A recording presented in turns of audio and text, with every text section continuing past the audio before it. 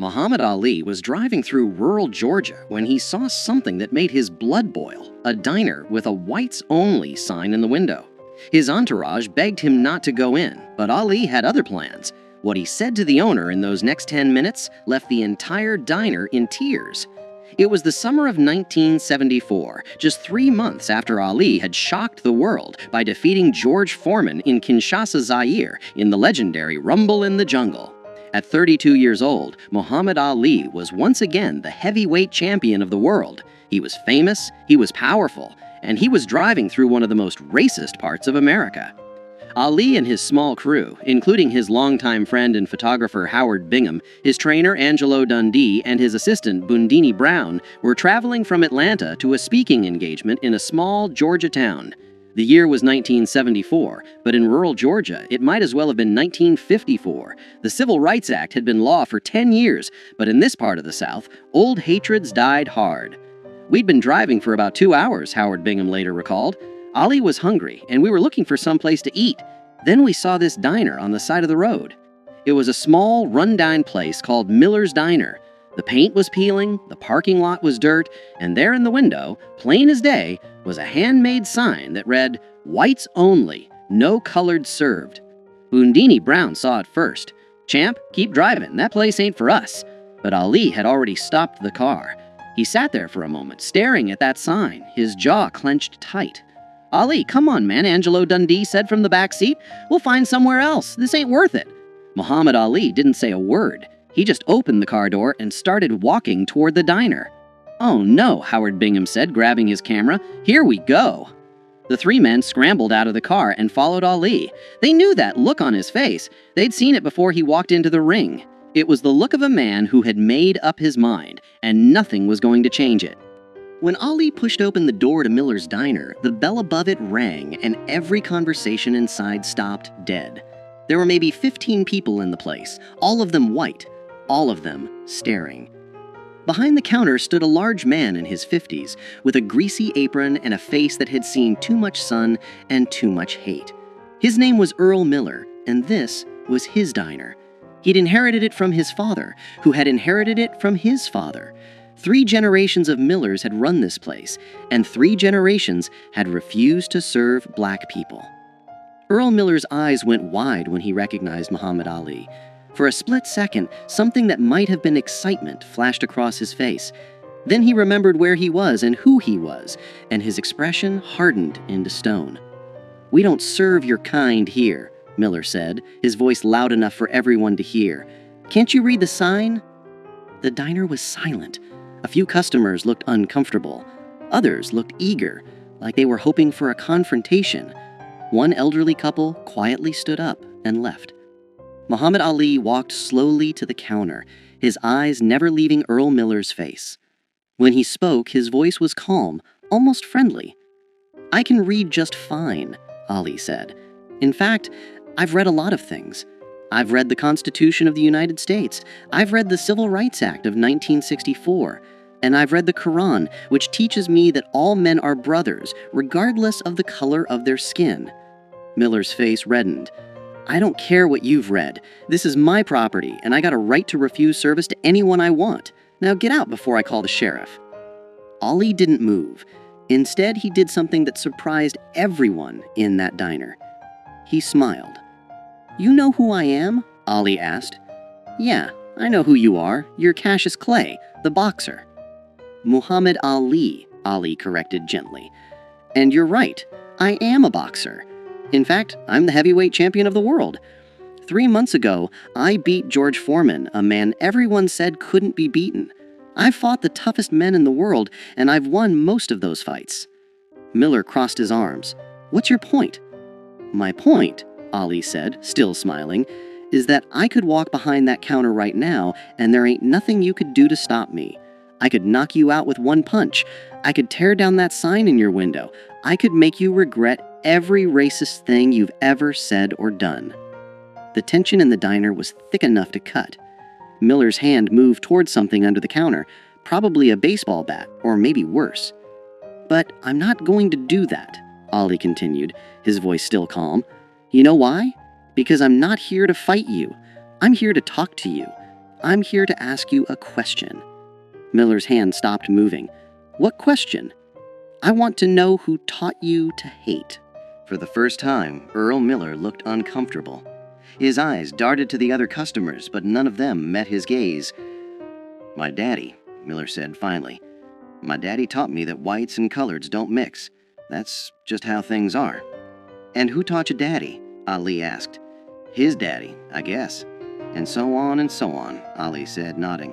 3 generations of Millers, all teaching the next generation to hate people they don't even know.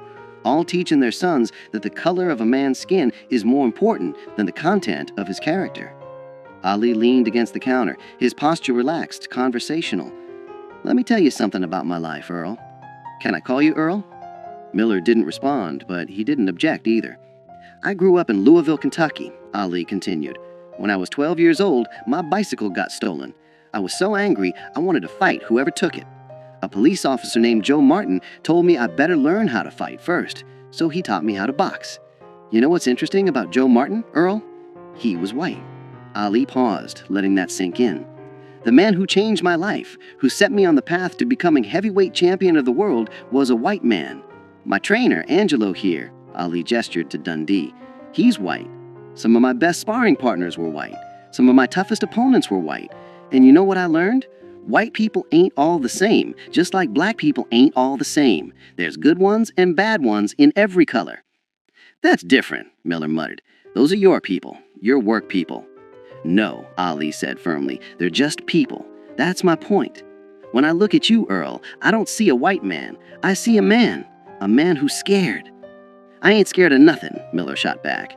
"Yes, you are," Ali said gently. "You're scared of change. You're scared that if you treat black people like human beings, something bad will happen. Maybe you're scared your daddy would be disappointed. Maybe you're scared your customers will leave. Maybe you're scared that admitting you were wrong all these years means you wasted your whole life hating people for no good reason." Earl Miller's jaw worked, but no words came out. Ali turned to look at the other customers in the diner. "How many of you agree with Earl here? How many of you think that sign in the window is right?" Nobody raised their hand. A few people looked at their plates. One middle-aged woman spoke up quietly. "Earl, the law says you can't have that sign anymore." "I don't care about the law," Miller said, but his voice had lost its conviction. Ali turned back to Miller. "Let me tell you what I see when I look at that sign, Earl. I see fear pretending to be strength. I see a man hiding behind his daddy's hate because he's too scared to think for himself. I see someone who could be better but chooses not to be." "I ain't scared of nothing," Miller said. "You're right, I don't," Ali agreed, "but I'd like to. See, here's what I believe, and this comes from my faith, from Islam. I believe that Allah created all people equal. I believe that the only thing that makes one person better than another is their actions, not their skin color. And I believe that it's never too late to change." Ali reached into his pocket and pulled out a $20 bill. He placed it on the counter. "I want to buy lunch for everyone in this diner," Ali said. "Black or white, it doesn't matter. I want everyone here to eat together, as equals, as human beings." Miller stared at the $20 bill like it was a snake. "I ain't taking your money," he said. "Why not?" Ali asked. "Is it because I'm black? Because I thought money didn't have a color." A few people in the diner actually laughed at that. The tension was beginning to break. Ali leaned in closer, his voice dropping so only Miller could hear. "Earl, I'm going to tell you something, and I want you to really hear me. In 10 years, maybe 20, you're going to be an old man, and you're going to look back on your life and ask yourself what you stood for. Are you going to be proud that you kept a racist sign in your window? Are you going to tell your grandchildren that you once refused service to the heavyweight champion of the world because of the color of his skin? Or are you going to tell them about the day you changed, the day you chose to be better?" Earl Miller's hands were shaking. His eyes were red. "I don't know how," he said quietly. "How to what?" Ali asked. "I don't know how to change. This is all I've ever known." Ali smiled, and this time it was warm, genuine. "You start by taking down that sign." For a long moment, Earl Miller stood frozen. Then slowly, he walked from behind the counter. Every eye in the diner followed him as he went to the window, reached up, and tore down the whites only sign. He crumpled it in his hands, walked to the trash can, and threw it away.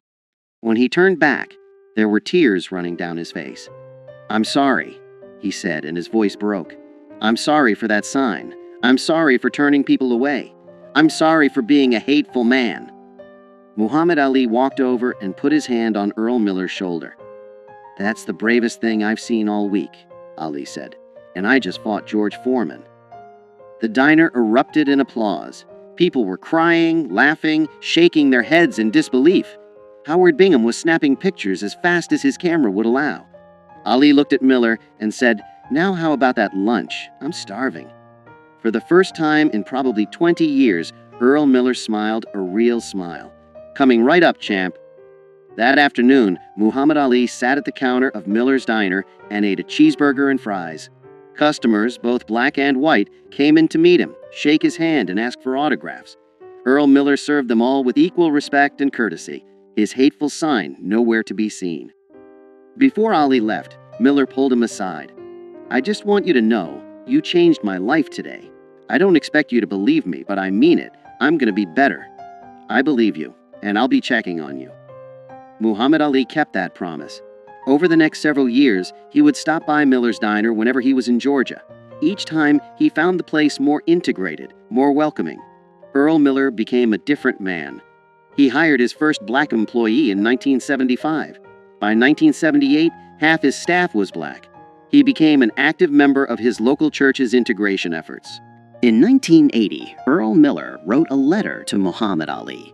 In it, he thanked Ali for knocking some sense into me without throwing a punch. He told Ali that he'd told his children and grandchildren the story of that day dozens of times, and that it had become the most important day of his life. "You taught me that strength isn't about hate," Miller wrote. "It's about having the courage to change." When Earl Miller died in 1992, his family reached out to Muhammad Ali. They told him that Miller's final wish was for Ali to know that the cheeseburger he'd eaten that day in 1974 was still the proudest meal Miller had ever served. The story of what happened at Miller's diner spread throughout Georgia and beyond. Other establishment owners, seeing what Miller had done, began taking down their own racist signs. Some did it quietly, ashamed. Others did it publicly, proudly. Muhammad Ali never bragged about what happened that day. When reporters asked him about it, he would simply say, "I just had a conversation with a man. He did all the hard work." But those who were there knew the truth. Muhammad Ali had walked into a place of hate, armed with nothing but his words, his dignity, and his unshakable belief in the fundamental goodness of people. He had faced down racism not with his fists, but with his humanity. And he had won the kind of victory that matters more than any championship belt. Because anyone can knock a man down with violence, but it takes a true champion to lift a man up with words. Today, the building that once housed Miller's Diner still stands in rural Georgia. It's been converted into a community center. And on the wall, there's a plaque that reads, "On this site in 1974, Muhammad Ali taught us that the most powerful weapon against hate is not a fist, but an open heart." If this story moved you, share it with someone who needs to hear it. Because the fight against hate isn't won in a single moment. It's won in 1,000 small conversations, one changed mind at a time. And sometimes, all it takes is one person brave enough to walk through that door.